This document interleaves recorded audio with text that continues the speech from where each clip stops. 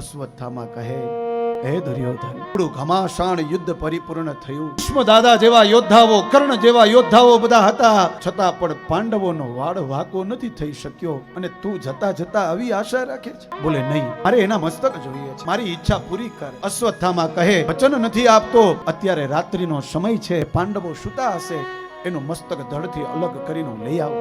અશ્વત્થામા ખડગ લઈને જાય કુટીર તરફ, અને પેલી બાજુ કૃષ્ણને ખબર પડી ગઈ. અને કી